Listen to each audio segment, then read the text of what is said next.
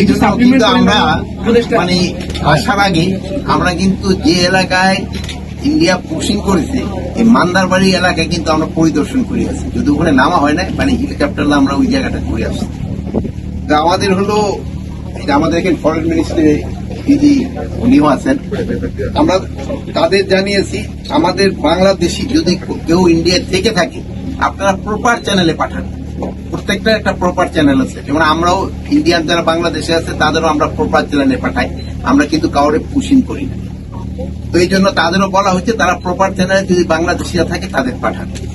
গতকালকে আপনারা দেখছেন যে ব্রাহ্মণবাড়িয়া ওই সীমান্ত কিন্তু তারা পুশিংয়ের চেষ্টা করছে, বাট বিজেপির সাথে আনসার এবং জনগণের সহায়তায় তারা কিন্তু করতে পারে না।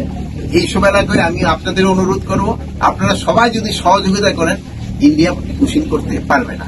এটা বিজেপির সাথে জনগণ এবং আপনারা সাংবাদিক ভাই বোনেরা আপনাদেরও সবাই একটু সহযোগিতা করেন। আমরা যে ডিপ্লোম্যাটিক সলিউশনের জন্য অলরেডি তো আপনারা চিঠি লেখা হয়েছে, ভারতীয় আমাদের বাংলাদেশে অনেক ভারতীয় যে আমাদের যে অ্যাম্বাসেডার আছে তাদের সাথে আমি কথা বলছি, আমাদের ফরেন অ্যাডভাইজারের সাথেও কথা হয়েছে, আমাদের যে খলিলুর রহমান সাহেব ওনার সাথেও কথা হয়েছে, ওনারা ওই সাথে যোগাযোগ করতেছে ডিপ্লোম্যাটিক লেভেলে জেনে সমাধান করা। আমার কাছে এটা ওরকম উস্কানিমূলক মনে হচ্ছে না। এর আগেও কিন্তু ওনারা এক সময় চিন্তা করছিল অনেক আগে, যে সময় আমি নিজে বিডিআর ছিলাম সেই সময়। আপনারা হয়তো কিছুদিন আগে শুনছেন যে ওই জায়গাটার নাম হলো কি গুজরাটে একটা কলোনির মতো ছিল বাঙালি বস্তি, ওটা ওরা ভেঙে দিচ্ছে। ভেঙে দেওয়ার পরেই এইটা কিন্তু শুরু হয়েছে। ইউএনএসসিআর এর কারণে এটা আমরা অলরেডি প্রোটেস্ট পাঠিয়েছি, যারা ইউএনএসসিআর কার্ড হোল্ডার যারা এর ভিতরে কিছু কিন্তু রোহিঙ্গা চলে আসে, এইসব রোহিঙ্গা আবার আমাদের দেশীয় ছিল ওরাও গেছে, আবার যারা ইন্ডিয়ার রোহিঙ্গা তাদেরও পাঠাই দিচ্ছে। এই জন্য আমরা এটা প্রতিবাদ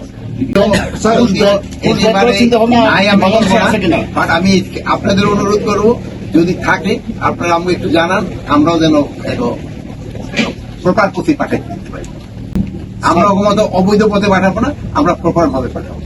এখন এরা যদি আমার দেশের নাগরিক হয় তাহলে তো পুষব্যাক করার কোনো অধিকার নাই, আমার দেশের নাগরিক তো আমার থাকতে। কিন্তু যারা অবৈধভাবে ইন্ডিয়ান যারা আছে তাদের আমরা এইভাবে পুষব্যাক করবো, আমরা যে প্রপার চ্যানেল আছে ওইভাবে পাঠাবো, যেহেতু এইভাবে অবৈধভাবে পাঠানোটা কিন্তু আইনত সিদ্ধ না। ভবিষ্যৎ সম্পদ লুণ্ঠন এবং সীমান্ত অপরাধ প্রতিরোধে বিজিবিকে তাৎক্ষণিক এবং কার্যকর প্রতিক্রিয়া নিশ্চিত করতে সহায়তা করবে।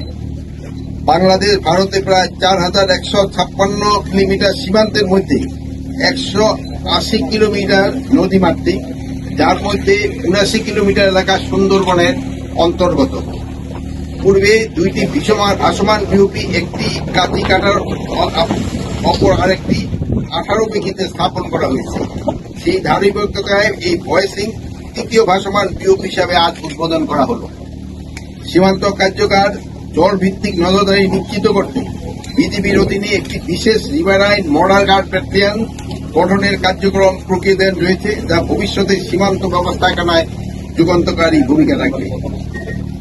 ভয়েসিং ভাসমান বিওপি শুধুমাত্র একটি স্থাপনা নয়, এটি একটি কৌশলগত নিরাপত্তা পদক্ষেপ যা সীমান্ত এলাকায় শান্তি, স্থিতিশীলতা, জননিরাপত্তা নিশ্চিতের লক্ষ্যে বিজিবির অঙ্গীকারের প্রতিফলন।